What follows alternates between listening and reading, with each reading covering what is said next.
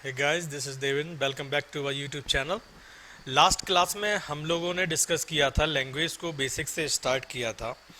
Basic चीज़ों के बारे में डिस्कस कर रहे थे, जिसमें हम लोगों ने कुछ एक क्वेश्चंस डिस्कस किए थे। आज हम लोग लैंग्वेज के बारे में सिलेबस देखते हैं कि क्या वो एसेंशियल या क्या वो बाउंड्री लाइन है जो हमें चीज़ें पढ़ने की ज़रूरत है। ठीक है, अपने competitive exam point of view से, जैसे इंग्लिश लैंग्वेज, अगर मैं किसी भी लैंग्वेज की बात करता हूँ, ठीक है, वर्ल्ड की किसी भी अगर आप लैंग्वेज को सीखना चाहते हैं तो उसमें नॉर्मली चार पार्ट होते हैं आपके। ठीक है, एक आपका होता है रीडिंग, होता है आपका राइटिंग पोर्शन, होता है एक आपका स्पीकिंग पोर्शन हो जाता है, और एक आपका लिसनिंग पोर्शन हो जाता है। ठीक है, नॉर्मली चार पार्ट होते हैं। किसी भी लैंग्वेज लर्निंग अगर आप करते हैं, लैंग्वेज को सीखते हैं, तो उसमें नॉर्मली चार पार्ट होते हैं, चाहे फिर वो हिंदी लैंग्वेज हो गई हो, इंग्लिश लैंग्वेज हो गई हो, कोई भी लैंग्वेज हो गई हो। बट यहाँ पर हम बात करते हैं अपने कॉम्पिटेटिव एग्जाम की। ठीक है,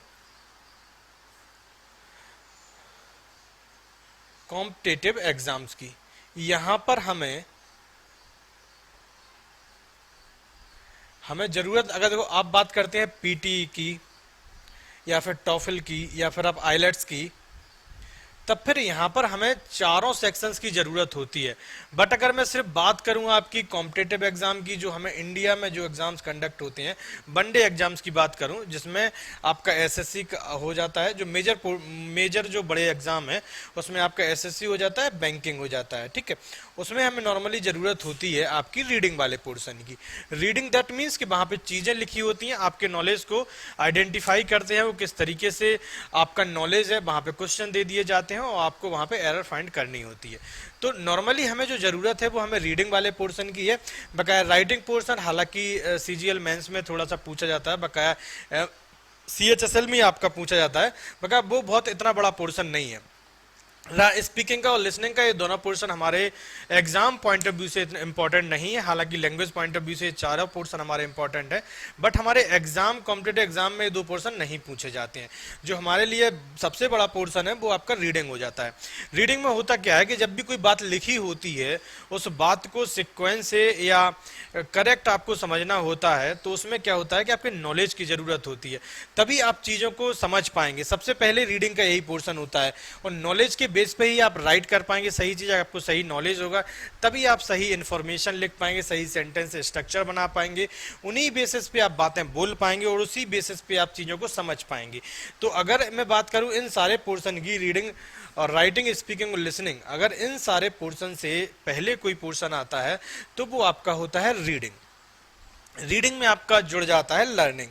रीडिंग का मतलब क्या होता है कि आपको चीज़ें सोचनी होती है, चीज़ें समझनी होती हैं और आपको पढ़नी होती हैं, तभी आप रीड कर सकते हैं। अगर आपको नॉलेज नहीं है तो आप लिखी कोई भी बात नहीं समझ पाएंगे।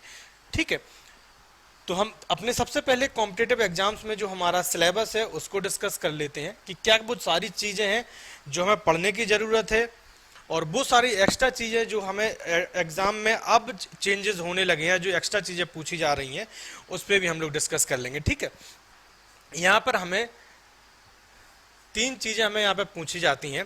जैसे आपका ग्रामर वाला पोर्शन हो जाएगा, आपका वोकेबलरी पोर्शन हो जाएगा, आपका रीडिंग कॉम्प्रहेंशन का पोर्शन हो जाएगा। ठीक है, या इसको हम आरसीबी बोलते हैं। देखो, लोगों का, बच्चों का, स्टूडेंट का ये समझना होता है कि उन्हें लगता है कि वोकेबलरी और रीडिंग आरसी वाला जो पोर्शन है वो हम चीज़ों को याद करके कर सकते हैं। बट मैं अभी बहुत सारी यहाँ पे वोकेबलरी में ऐसा सेक्शन बताऊंगा, जैसे कि प्रपोजिशनल हो गया। ठीक है, फिक्स वर्ड होते हैं जो अपने बात कौन सी प्रपोजिशंस लेते हैं। कोलोकेशंस होते हैं। ठीक है, कोलोकेशंस क्या होते हैं कि फिक्स वर्ड होते हैं जो एक के दूसरे के साथ कनेक्ट होते हैं, उनका जो कॉम्बिनेशन है वही लैंग्वेज में यूज़ किया जाता है। इस तरीके के वर्ड हमारे एग्जाम में पूछे जाते हैं। वोकेबलरी ये ग्रामर का ही पोर्शन हो जाता है। वोकेबलरी बच्चों को लगता है कि वो याद कर लेंगे और बड़ा आसान हो जाएगा। बट वोकेबलरी से रिलेटेड ही एग्जाम में क्वेश्चन, यहाँ पे जो हमारे एग्जाम में क्वेश्चंस पूछे जाते हैं, जो सेंटेंसेस पूछे जाते हैं, उसमें जो वोकेबलरी एग्जाम में पूछी जाती है, अगर वो वोकेबलरी सिनोनिम से, एंटोनिम से, वन वर्ड के पोर्शन में नहीं पूछी जा रही, तो वही वोकेबलरी आपके ग्रामर के सेंटेंस में एरर में डाल देगा या फिर आपके पीक्यूआरएस में कहीं भी डाल देगा।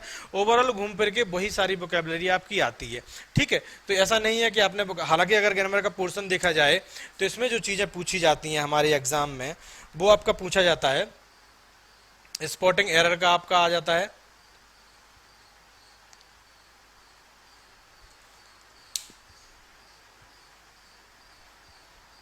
ठीक है, सेंटेंस इंप्रूवमेंट हो गया,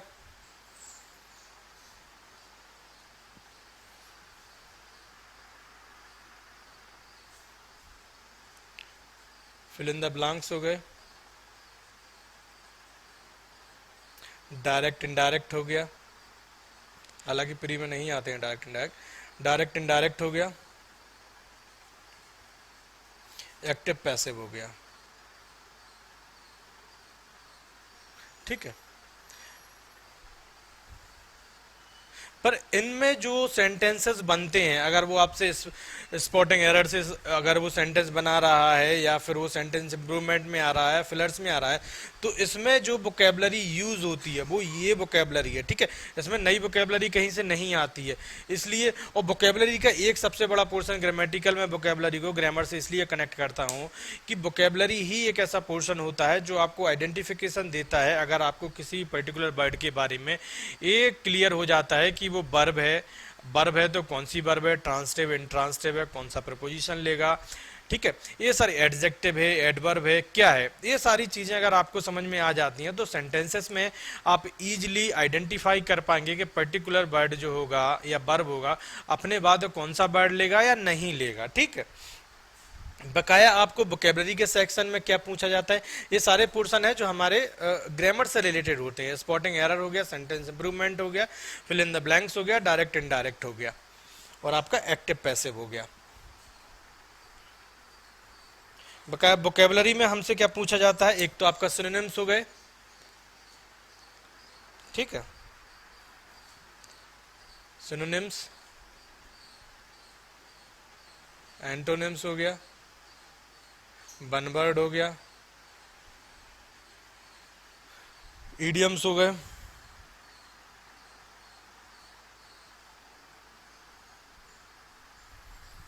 और एक आपका मिसस्पेल्ट होता है। ठीक है,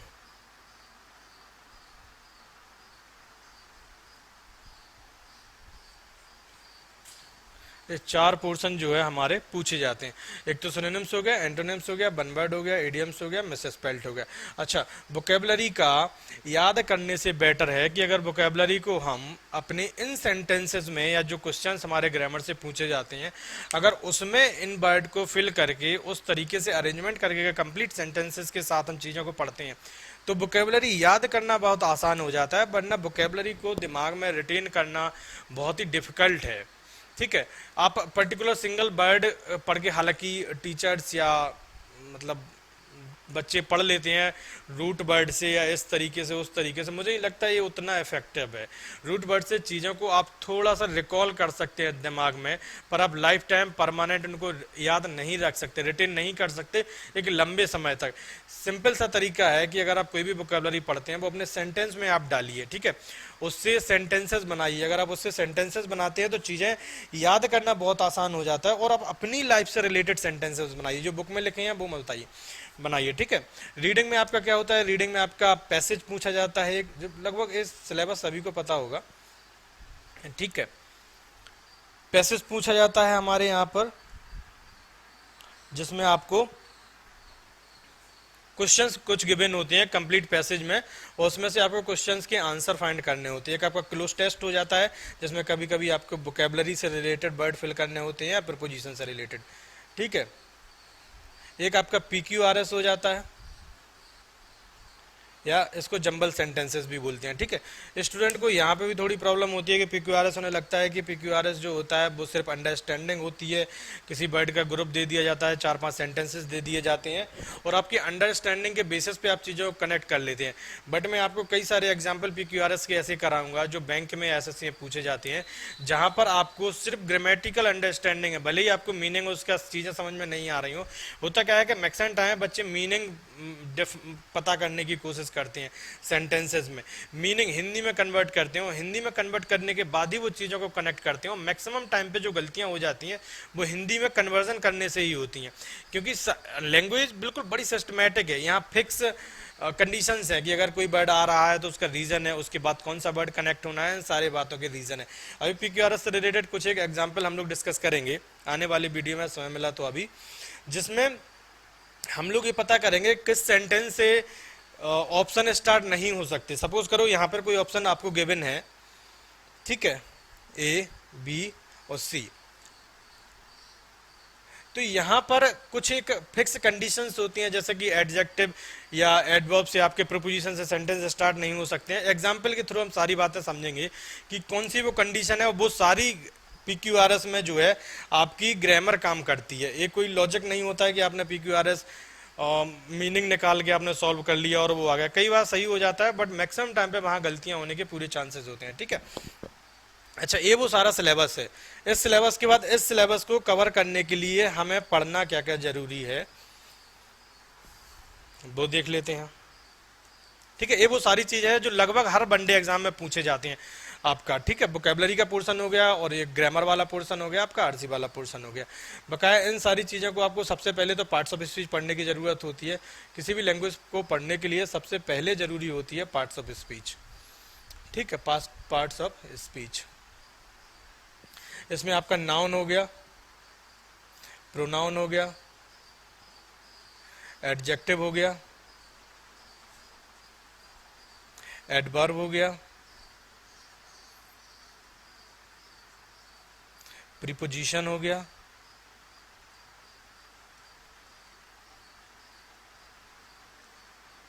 कंजंक्शन हो गया,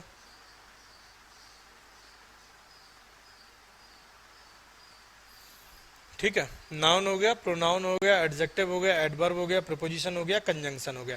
इंटरजेक्शन भी होता है बट इंटरजेक्शन इतना इंपॉर्टेंट नहीं है हमारे ग्रामर में या कॉम्पिटेटिव एग्जाम्स में। इंटरजेक्शन से रिलेटेड एरर्स नहीं पूछी जाती हैं, बट इतनी सारी चीज़ें अगर हम पढ़ रहे हैं तो इंटरजेक्शन पढ़ने में भी कोई प्रॉब्लम नहीं है, तो इसमें एक इंटरजेक्शन भी होता है। ठीक है, इंटरजेक्शन हो गया। बकाया और क्या वो चीज़ें हैं जो हमें एक्स्ट्रा पढ़ने की ज़रूरत है, जो एग्ज़ाम में पूछे जा रही हैं या जिनके बेसिस पे बड़ा आसान हो जाता है ग्रामर को या कॉमन एरर को समझना। कुछ एक ग्रामेटिकल स्ट्रक्चर्स हैं,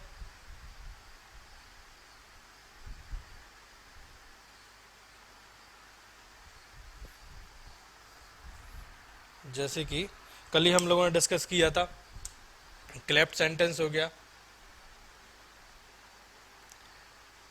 क्या होते हैं, WH फैमिली से या व्हाट क्लॉज से, या जितने भी WH फैमिली के वर्ड है,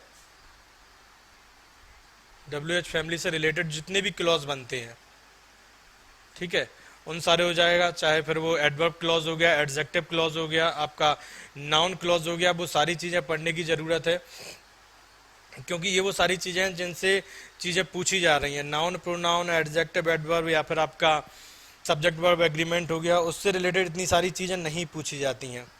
ठीक है, आपका एक पैरेलल स्ट्रक्चर हो गया,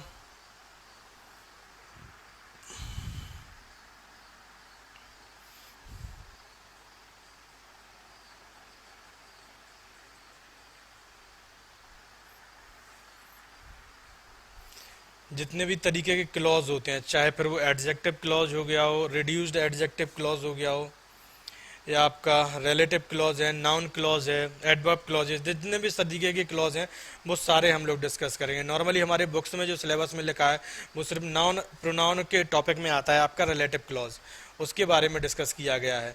बट इसमें भी बहुत सारी चीज़ें हैं रिलेटिव क्लॉज में समझने के लिए कि डिपेंडेंट क्लॉज क्या होता है, इंडिपेंडेंट क्लॉज क्या होता है, डिफाइनिंग या नॉन डिफाइनिंग क्लॉज क्या होते हैं।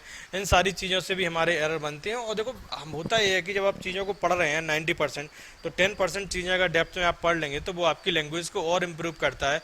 फिर आपको दोबारा कभी लैंग्वेज में प्रॉब्लम नहीं आती है या नई चीज़ें पढ़ने की आपको ज़रूरत नहीं होती है। ठीक है, क्लॉज में हम लोग सारी चीज़ें डिस्कस करेंगे, जैसे कि आपका रिलेटिव क्लॉज हो जाएगा। ठीक है, नाउन क्लॉज हो जाएगा, एडजेक्टिव क्लॉज हो जाएगा,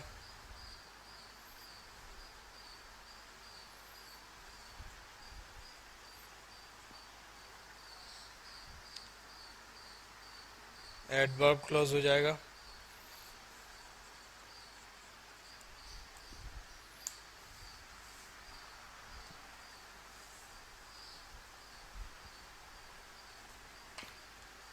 इसी के बाद हम लोग डिटेल में चीज़ों को पढ़ेंगे जीरंड और इन्फिनेटिव। ठीक है,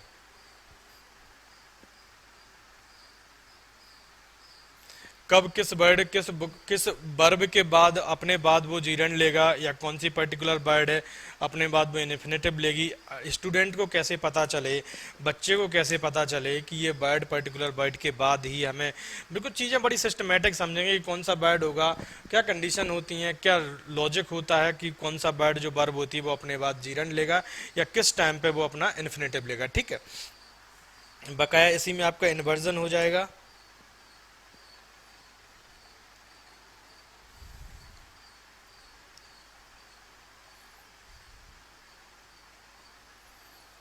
कंडीशनल सेंटेंसेस हो जाएंगे,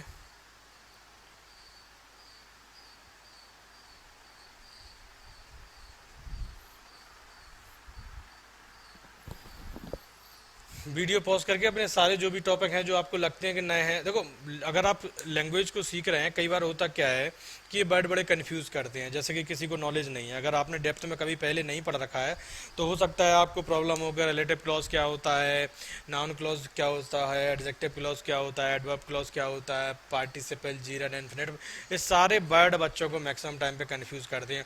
और सबसे बड़ी बात कि इनके नाम के आने के बाद भी जब इनके स्ट्रक्चर्स हम लोग बताते हैं, जैसे कि मैं यहाँ पर बात करूँ गोइंग, ठीक है, अभी आप इसको कुछ नहीं कह सकते कि वर्ब है, जीरंड है, पार्टिसिपल है। ये डिपेंड करता है कि सेंटेंस में स्ट्रक्चर में किस तरीके से यूज़ किया जा रहा है, और वो आप तभी समझ पाएंगे जब आपको जीरंड या इन्फिनेटिव की सही तरीके से लॉजिक पता हो कि किस तरीके से जीरंड होता है, किस तरीके से काम करता है, इन्फिनेटिव किस तरीके से काम करता है, ये सारी चीज़ें। ठीक है, तो बिल्कुल पैनिक होने की ज़रूरत नहीं है। अगर कोई वर्ड आपको प्रॉब्लम क्रिएट कर रहा है या आपने पहले नहीं सुन रखा है, जब हम चीज़ों को नई तरीके से समझते हैं या नई नए वर्डों से हमारा आ, मिलते हैं, तो मैक्सिमम टाइम पे प्रॉब्लम होती है कि पता नहीं क्या क्या पढ़ने वाले हैं अभी हम। ठीक है, बड़े बड़ी सिंपल सिंपल सी चीज़ें हैं। एक बार अगर आपको समझ में आ गया है कि जीरंड कहाँ यूज़ होता है या इन्वर्जन किस तरीके से बनते हैं, क्या लॉजिक होते हैं, हालांकि बुक में जो लिखा है कि नेगेटिव एडवर्ब आता है या नेगेटिव जब हम सेंटेंसेस बनाते हैं तो वहाँ पे हमें इन्वर्जन बनाना होता है। ऐसा कोई फिक्स रूल नहीं है कि हमें नेगेटिव सेंटेंसेस में ही इन्वर्जन बनाने की ज़रूरत होती है, या नेगेटिव एडवर्ब जब यूज़ होता है तभी हम लोग बनाने की ज़रूरत होती है इन्वर्जन। ठीक है, आई होप कि आपको सिलेबस पूरा समझ में आ गया होगा कि हम लोगों को क्या वो चीज़ें हैं जो एग्ज़ाम में पूछी जाती हैं, क्या वो नई चीज़ें हैं जो हमें समझने की ज़रूरत है। बकाया कल जो हम लोगों ने क्वेश्चन डिस्कस किए थे उसी क्वेश्चन के बेसिस पे कुछ एक और क्वेश्चन डिस्कस करते हैं। बकाया फिर नेक्स्ट क्लास में कोशिश करते हैं कि या तो पार्टिसिपल का कोई टॉपिक स्टार्ट करेंगे या जीरंड स्टार्ट करेंगे। ठीक है, जहाँ से आपको पार्टिसिपल जो एडवांस, देखो मैं आपको बेसिक चीज़ें मैं कोशिश करूँगा कि आप लोग अगर किसी को बेसिक पर्टिकुलर किसी टॉपिक में प्रॉब्लम है तो आप कमेंट करके बताते रहेंगे, वो टॉपिक ले लेंगे। पर मुझे लगता है कि ना जो भी आपके बेसिक चीज़ें हैं, चाहे फिर वो सब्जेक्ट वर्ब एग्रीमेंट हो गया, नाउन प्रोनाउन हो गया, ये सारी चीज़ें लगभग सभी बच्चों को पता है।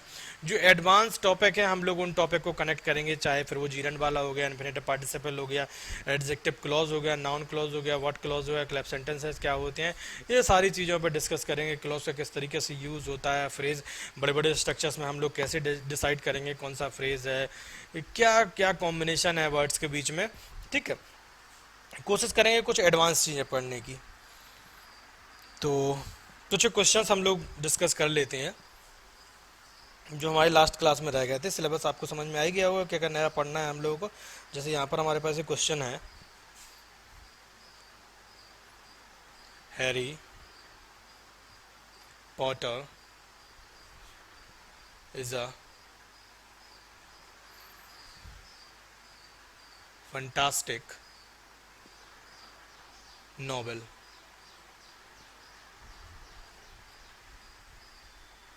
Writing by J.K. Rowling।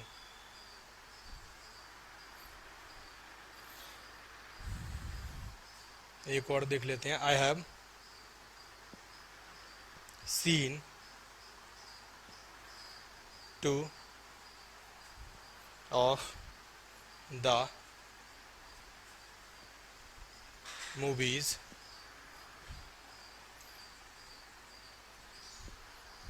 nominating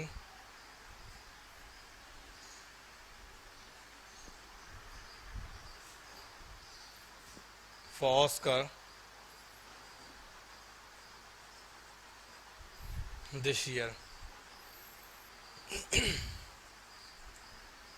ठीक है,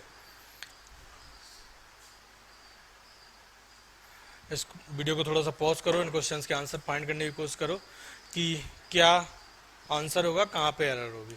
इसको हम फर्स्ट पार्ट दे देते हैं, ये आपका बी पार्ट हो जाएगा और ये पूरा आपका यहाँ तक सी पार्ट हो जाएगा। ठीक है, और ये आपका डी हो जाएगा नो एरर का।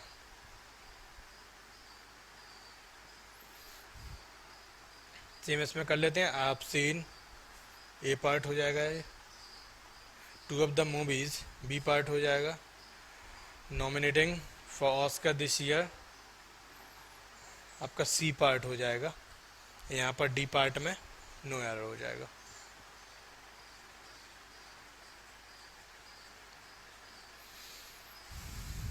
ठीक है,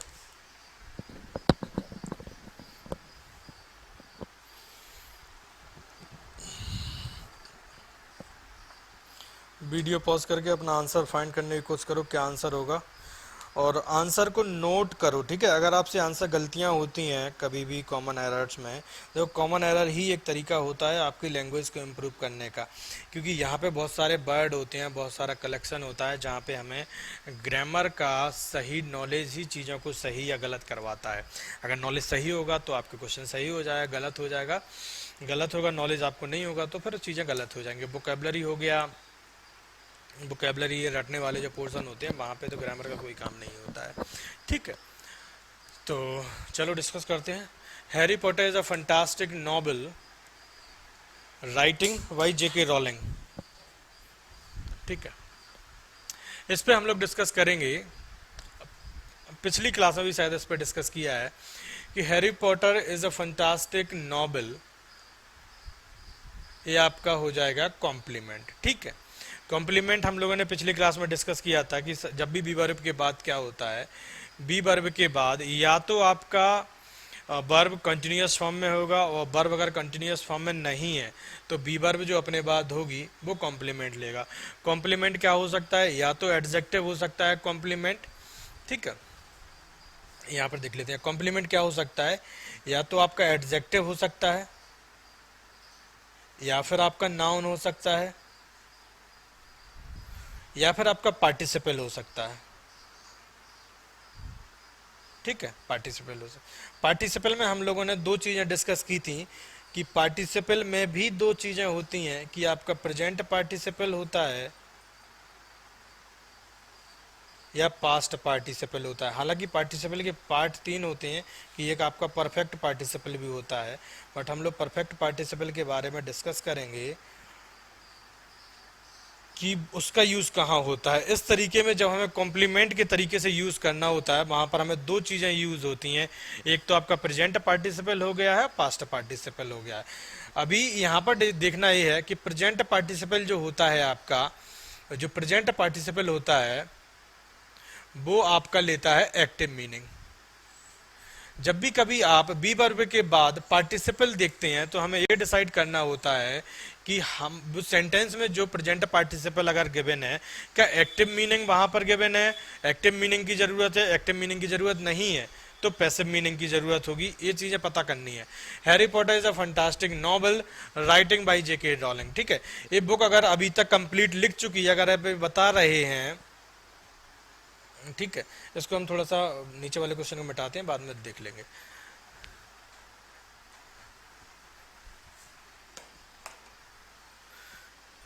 Harry Potter is a fantastic novel writing by JK Rowling. अगर आप किसी बुक के बारे में अपना व्यू पॉइंट ऑफ व्यू दे रहे हैं कि Harry Potter is a fantastic novel, अगर कोई भी नॉवेल या कोई बुक है वो फंटास्टिक है, बहुत अच्छी है, इसका मतलब है कि वो कंप्लीट हो चुकी है। और कंप्लीट जब हमें एक्शन शो करनी होती है तो वहां पर हमें कंप्लीटेड एक्शन देनी होती है। जो हमारा कंप्लीटेड एक्शन या रिसीव्ड एक्शन भी बोलते हैं, वो आपको देगा पैसिव मीनिंग। ठीक है, और यहां पर क्या गिवन है हमारा, एक्टिव। राइटिंग का मतलब, एक्टिव मीनिंग का मतलब क्या है कि कोई भी कंडीशन एक्टिव है, वो अभी भी कंटिन्यूअस है। बट अगर वो कंटिन्यूअस है तो आप ये कैसे बता सकते हैं कि वो फंटास्टिक है? आपने पूरी बुक पढ़ी होगी तभी आप बता पा रहे हैं, तभी बता पा रहे हैं। तब यहाँ पर जो गलत होगा वो आपका राइटिंग यहाँ पर गलत हो जाएगा, और यहाँ पर हमें सही करना होगा रिटन, क्योंकि हमें यहाँ पर जो जरूरत है वो पैसिव मीनिंग की जरूरत है। इस तरीके के एरर जो है पार्टिसिपल से रिलेटेड हमारे एग्जाम में पूछे जाते हैं। ठीक है, बकाए हम लोगों ने डिस्कस कर ही लिया था कल ही, किसी भी नाउन के बाद अगर उसका कॉम्प्लीमेंट लिखा जाता है या उसका पार्टिसिपल लिखा जाता है तो एक्चुअली में वो रिड्यूस्ड एडजेक्टिव क्लॉज होता है।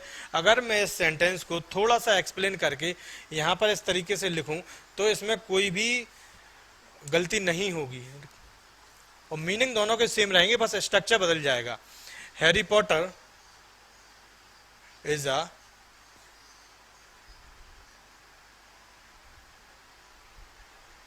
फंटास्टिक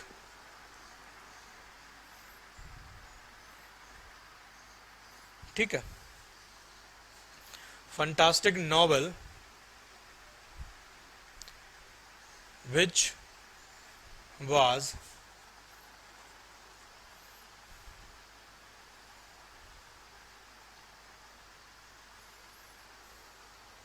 written by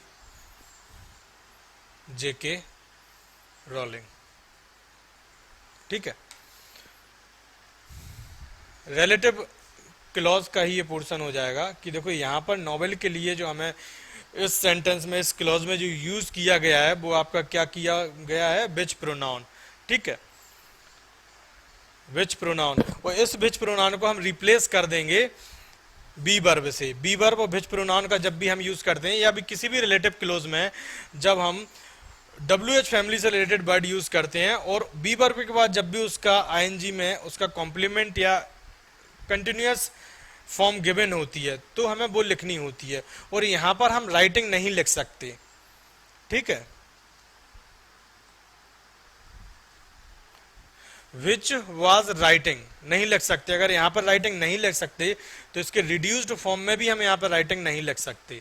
ये बात आपको एक्सप्लेन इस कंप्लीट सेंटेंस समझ में आ जाएगी कि यहाँ पर राइटिंग क्यों नहीं लिख सकते, क्योंकि यहाँ पर हमें पैसिव मीनिंग चाहिए। जब इसको एक्सप्लेन करेंगे एडजेक्टिव क्लॉज की हेल्प से या रिलेटिव क्लॉज की हेल्प से कि नॉवेल को हमें डिस्क्राइब करना होगा, कौन सी नॉवेल, उस novel which was written by JK Rowling, not writing JK rolling.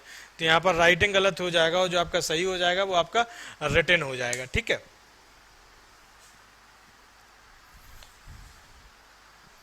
Same इसी तरीके से अगला क्वेश्चन है हमारे पास।